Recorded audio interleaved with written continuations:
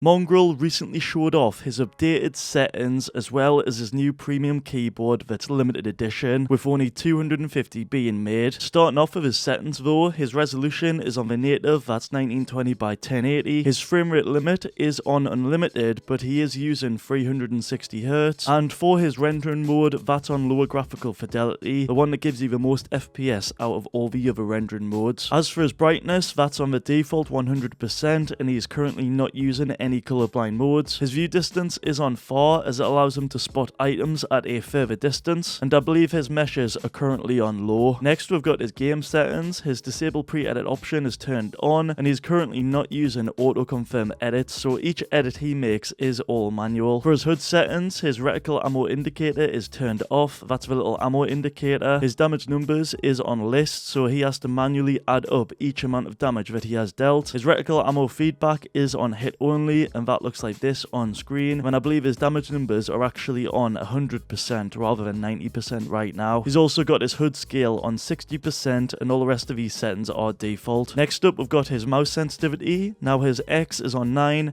his Y is on 9, his targeting and scope are both on 33.3%, and both his building and editing sensitivities are on 100%, with all of these being on a mouse DPI of 800, a mouse hertz of 1000, and I believe he's also got the default Windows sense along with mouse acceleration being disabled. Next we've got his movement. Now he is using the custom diagonal controls, and I believe his new settings are 64 on the forward angle, 90 on the strafe angle, and then 122 on the backward angle. Next we've got his audio settings. Now these at the top are on the default, however his visualized sound effects are enabled, and I believe he is using the low sound quality. Next we've got his keybinds. Now for his movement, these are all pretty much default, except his crouch is on left control, his jump is on space, and then his sprint is on V. As for his loadout, his use key is on 3 and mouse wheel scroll up, his harvesting tool is on Q, his slot 1 is on 2, slot 2 is on E, slot 3 is on R, slot 4 is on 4, and then slot 5 is on X. As for his building, his wall is on mouse button 5, his floor is on his DPI button, which is this button right here. His stairs is on mouse button 4, his roof is on left shift, and his trap is on C. Then he's got his building on F, and he's got the reset button on the mouse wheel scroll down, and the repair/upgrade is on 1, and rotate building is on 5. Moving on, we've got his setup. Now this is the most recent picture or rather video I could find of his setup. This features the Logitech G402 mouse, his new keyboard, the SteelSeries Pro Mini 2023 in the white gold edition. That costs nearly $400, and like I mentioned earlier, only 250 of these exist, and you can see from these pictures on screen it's a very premium keyboard. He's also got the glorious Triple XL as his mouse pad, the BenQ Zowie 360Hz monitor, and the HyperX Cloud 2 wireless headset. In addition, he's got the Herman Miller Aeron chair, the Zowie mouse bungee, and the Logitech Brio webcam. Moving on yet again, we've got his PC specs. Inside, he's got the Intel Core i9-14900K, the Nvidia RTX 4090 graphics card, and then he's got 64GB of DDR5 RAM. Moving on, here are some additional settings you should be using to increase your FPS. So firstly, you want to click on the start menu, go into settings, then where it says system, go into display, then if you scroll down slightly to where it says graphics, inside here you firstly want to make sure the custom options are set to desktop app, then you want to go ahead and click on browse, and inside this section is where we want to find our Fortnite game folder. Now I know for a fact mine is in my SSD, it's under the Fortnite folder. It's also under Fortnite game, binaries, Win64, and then boom, in here should be your Fortnite client, Win64 shipping. That's what we're looking for right now. A lot of people think it's a Fortnite launcher, but it's not. You actually want the Win64 shipping one. And once that's selected, just go ahead and click on this add button at the bottom right. And you'll see just like that, if we scroll down, it's now been added. And you can also do this to any favorite game that you play that you want an FPS boost for. But we're not done yet. If you then go onto options, this is a real important part. In here, you want to change the graphics preference from the default, let Windows decide, which by the way, they could put on the power save and we don't want that.